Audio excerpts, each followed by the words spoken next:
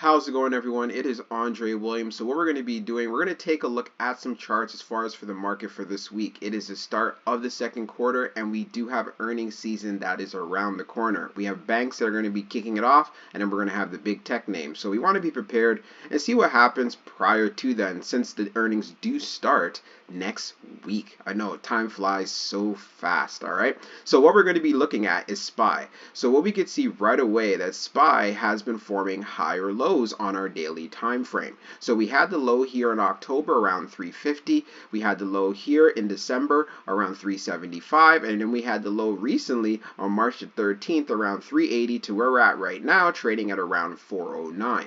So that tells us SPY is looking really bullish. And even when we take a look at our RSI down below, we haven't gotten to the overbought territory as of yet. So that's why it feels like, you know what, there's some more room to run here. But there's some things we need to take into consideration, and I've marked these levels on the chart. So 410 is a very, very key level. We also know that there's a lot of sellers hanging out up here, and I'm talking between 415 and as well as this 420 area. If we can get into 415 and we see support, we see buyers that are showing strength here, then the 420 area is more likely to get hit. And what really makes it sweeter is that we have a gap that needs to be filled right here around 421.25. And gaps, they act like magnets. So that's why I think the momentum would continue, and then where we could see where it could go further. Now, let's talk about the pullback.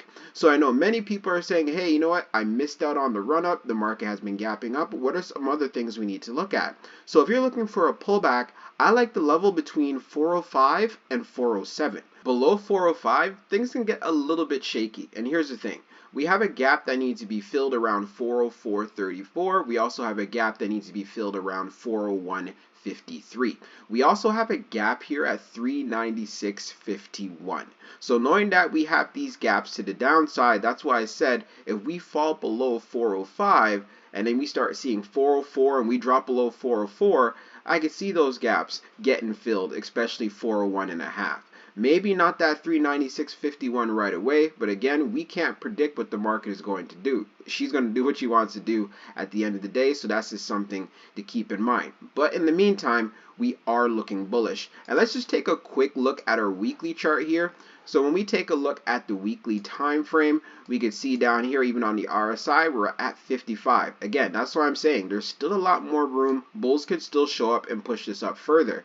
But with that aside, of course, we could see the higher lows. And when we see what's happening here and the momentum, like I said, I want to see SPY make that break above 410 so we could see that 415 or 416 area and then see where we would go the week after. Do keep in mind CPI is going to be released, so it's going to be very interesting. Now let's take a look at the chart for IWM. One of the reasons why I love looking at IWM, this represents the small caps. So whenever I see there's a lot of momentum in IWM, it tells me that retail traders are taking part. They are involved in the market. So what we can see, it has been trading in a range, right? We can see that the range has been here between the 165 area to the top being here right around 200.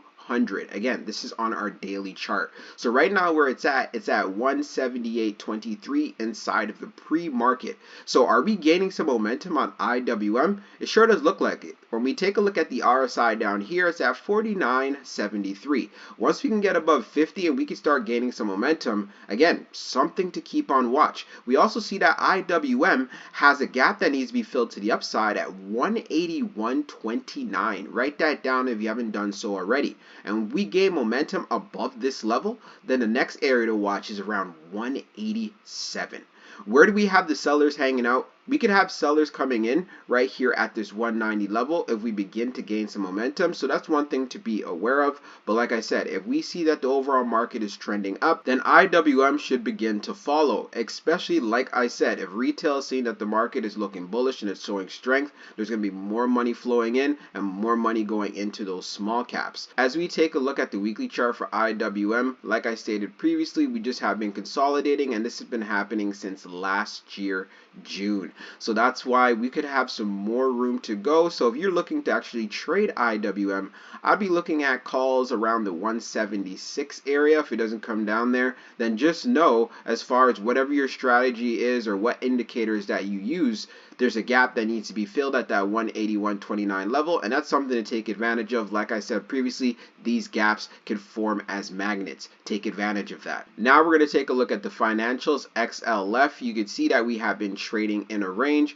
We have the bottom here around the $30 area, and then we have the top here around 37. So right away, what this tells me, we are trading now at 32. So we do have a little bit of upside here to take advantage of. But before we even get into that, we do have some gaps to the downside that need to be addressed, despite the fact that we are looking bullish with these higher highs and higher lows on the daily. We can see that there's a gap that needs to be filled at 31.5, and there's also a gap that needs to be filled around 31.04. So please add that to your notes if you haven't done so already. The banks are going to be the first ones to report. So with that in mind, if we could see a further push up, maybe we get some good news or we get some decent guidance, then I want to see XLF start gaining some momentum. We could also see from our RSI down below, it is around 43.41. So we're a little oversold here. Once we can get into that 50 area and start gaining some momentum, that's where I want to see what XLF can do to further move up. From what I'm seeing so far though,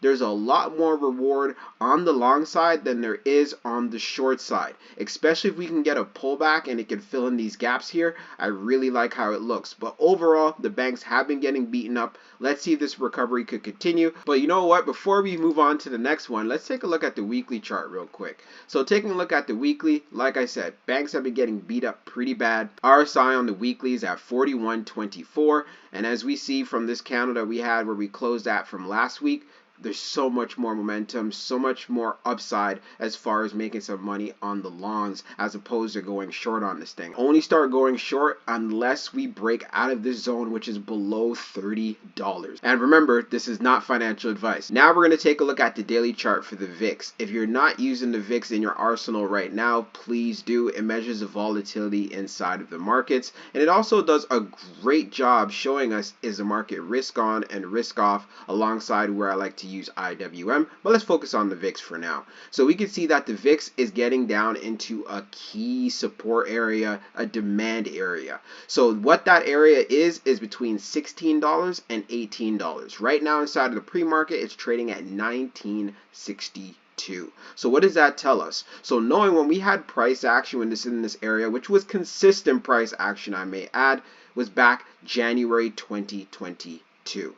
And if we take a look recently, we did end up getting here on February the 2nd to like 17.22. So within this range of 16 to 18 is what this tells us. If the VIX comes down within this area, we could see a potential pullback inside of the market. But knowing that, like I said, it's in the 19.5 and up range right now at the moment, if it decides to pull back and come down into 18, the market is going to move up further. Okay, so where I'd want to be watching very close is what's happening within this area between $16 and $18. If we lose $16 on the VIX, then automatically I could see things getting real interesting inside of the market, and we know that, you know what, it is completely risk off. We're going to be running up hard.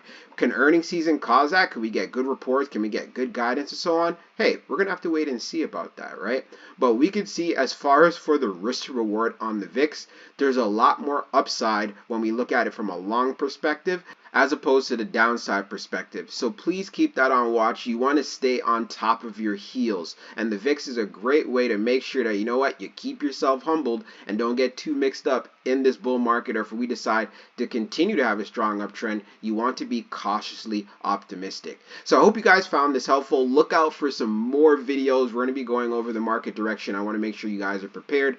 We looked at the daily charts. We looked at the weekly charts. We actually didn't take a look at the weekly for the VIX. Let's take a look at the weekly. So when we take a look at the weekly for the VIX, like I said, we're coming down into a key area of support here, 16 to 18 here on the weekly. You can see all of that. Every time we've gotten within this area, boom, we bounced up. So like I said, watch it very closely. If we come down here, you know that the market is going to be trending up, but you need to be cautiously optimistic. So if you found this video helpful, give it a like, subscribe to the channel, and always protect your profits. I'll be talking to you guys soon.